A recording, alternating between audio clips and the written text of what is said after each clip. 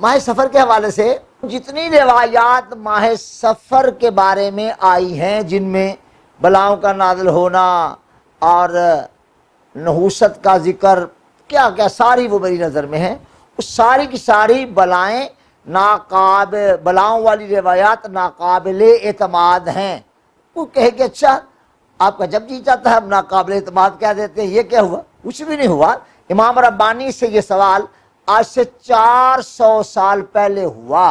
امام ربانی، مجدد الفسانی، شیخ احمد سہرندی قدس سرہ النورانی رحمت اللہ تعالی علیہ سے آپ نے فرمایا سائل نحوست تھی ایام میں، نحوست تھی، لیکن جب رسول اللہ صلی اللہ تعالی علیہ وآلہ وسلم کا میلاد نہیں ہوا تھا تو نحوست تھی، اور جب اللہ نے محبوب کو پیدا کر دیا تو رسول اللہ کی ولادت ہونے کے ساتھ ہی تمام نحوستیں جاتی رہیں۔ اب قیامت تک کوئی نحوست وغیرہ باقی نہیں رہی۔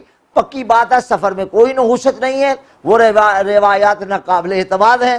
آپ شادی فرمائیے اور اللہ کے محبوب کے دین کی حدود کا خیال رکھیے، سفر کے علاوہ بھی اور سفر میں بھی۔ لہذا سخت باتیں میں کیسے کر دوں؟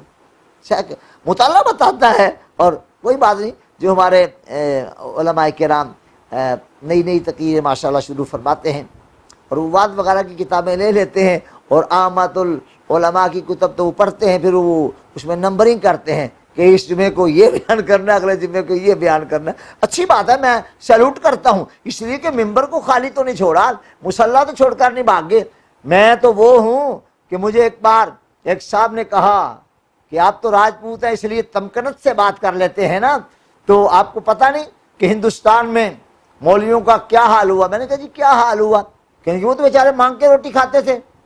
باقاعدہ مجھے تناظر دکھایا، نیچے ہاتھ پر جو ہے وہ ڈول لٹکایا ہوتا تھا، اوپر چابی رکھی ہوتی تھی، اور گھر گھر جا کے روٹی لیتے تھے، اور پھر یہ تو حال تھا علماء کا۔ آپ تو بچ گئے نا راجپوت ہو کر۔ میں نے کہا بیٹا راجپوت ہو کر نہیں بچ گیا، میں محمد عربی کا غلام ہو کے بچ گیا، اور میں احمد رضا کے در کا ادنا گدا ہو کر بچ گیا۔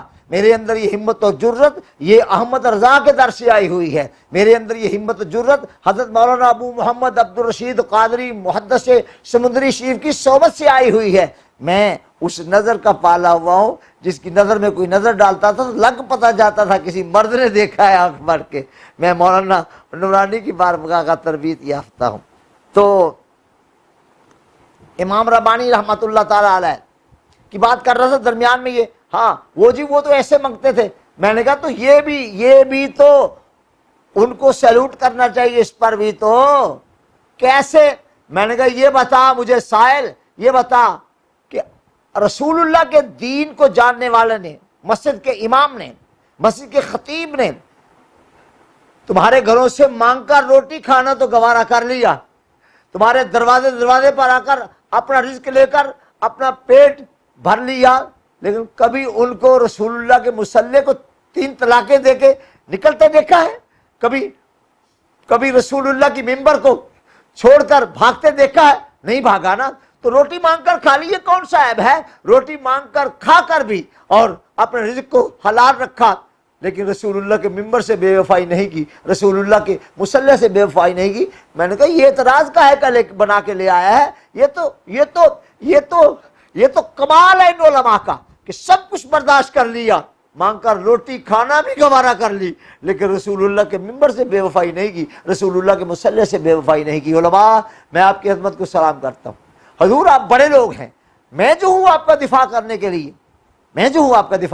لیے، مجھے بھی کہا گیا تھا ابتدان کہ اچھا جی خاندان والوں نے بھی کہہ دیا تھا راجپوت ہو کر اب مولوی بنے گا پھر کیا ہوگا؟ میں نے کہا تم دیکھو گے کیا ہوگا، کوئی بات نہیں تم دیکھ لو گے، آج دیکھ رہے ہیں وہ بھی۔ میں مولوی بنا تو کیا ہوا، الحمدللہ رب العالمین۔ دنیا کی وہ تمام نعمتیں بھی میرے پاس پہلے بھی تھیں اب بھی ہیں، اور جو عزتیں اللہ نے عطا کی ہیں وہ تو دین کے صدقے میں ہیں، وہ تو مصلی کے صدقے میں ہیں، وہ تو ممبر کے صدقے میں ہیں، اور میرے اللہ اور اللہ کے رسول کے ذکر کرنے کی برکت کی وجہ سے ہے کہ لوگ کشاں چلے آتے ہیں، چلو اس کی بات سنائیں۔ کوئی بات نہیں، اگرچہ لوگ یہ بھی کہتے ہیں اس کی بات نہ سنو، پتہ نہیں کیا منتر پڑھتا ہے، دل میں چلی جاتی ہے، تو بیٹا آپ بھی یوں نہ کہا کریں منتر ونتر کوئی نہیں پڑھتا، میں رسول اللہ پر صلی اللہ علیہ وآلہ وسلم درود پاک پڑھتا ہوں۔ زیادہ سفر میں کوئی نحوست نہیں ہے، آپ کیجئے اپنے کام، منگنی کیجئے، شادی کیجئے، اپنے بچوں کے لیے اچھے اچھے انتظامات کیجئے، اللہ آپ کو برکت عطا فرمائے۔